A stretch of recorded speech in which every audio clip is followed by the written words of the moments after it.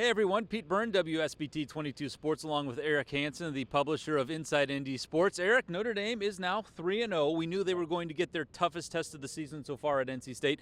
They certainly did, add in a little adversity currently of Mother Nature, which we're currently dealing with a little bit ourselves right now. Nothing certainly as bad as what they saw in Raleigh. But Marcus Freeman's in a pretty good mood on this Monday because his team handled some really tough stuff this Saturday and still sits there unscathed. Unscathed and with concession stand hot dogs in their belly. But the thing that I think we're going to learn as we move out of that NC State game is what did they learn about the pass rush, both dealing with it from their offensive line standpoint and then trying to get sacks on a quarterback that was pretty mobile. They're going to see another one this week. They'll see more down the line. So let's look at the offensive line. Rocco Spindler and Pat Coogan are the new starters. They got tested, and there were 4 sacks in that game. And so that's got to be a lesson. How do we shore up the offensive line? How do we continue to keep it evolving? And then defensively, they are the 4th-ranked pass efficiency defense in the country. They're way ahead of takeaways than they were last year, and they're way down near the bottom in sacks. So I think, Marcus is happy with that, and he thinks eventually they're going to get sacks, but they need to get some. Sure.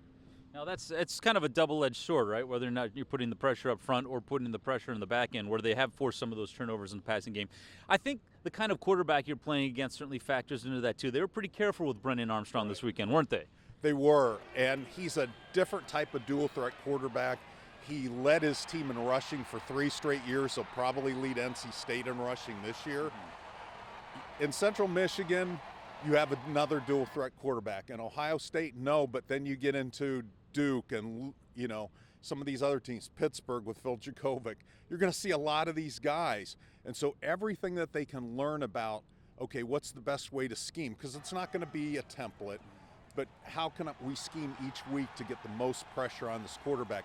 Because they have the corners and the safeties to be able to hold and do some of these pressures up front. I'm going to have you give a grade now to the offensive line since you're partially in the ranking business. Their run game has been phenomenal, among the best in the nation right now. So how do you pair that with the fact that this past week they did let the quarterback get hit a few times in the pass game? I would say they're kind of at a C+ level, and I'll grade on a curve and maybe curve that up to B- considering the new starters. But they're going to have to get better at that. And offensive lines typically do. Once you got 5 guys seeing things through the same set of eyes, that's a Mike Golick Jr. reference.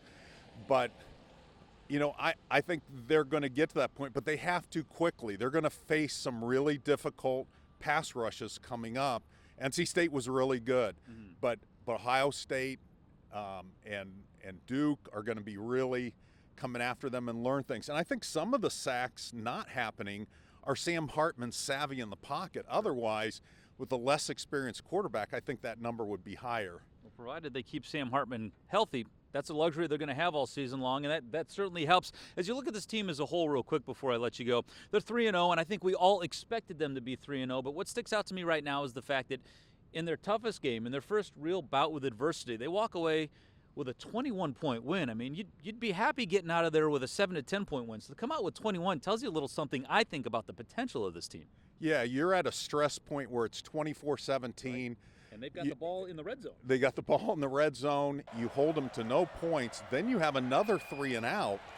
And so they have the ball again.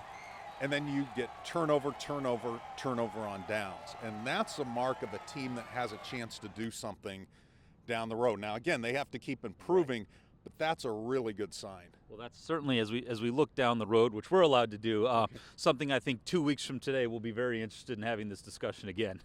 Yes, I've been asked about the Ohio State game since June, so it'll finally be here, but they really need to focus on this week in Central Michigan. Well done. All right, he's Eric Hansen, Inside ND Sports, and we will see you again back here next week. I'm Pete Byrne from WSBT-22 News. For more Notre Dame stories, like and subscribe to the WSBT-22 YouTube page. Thanks for watching.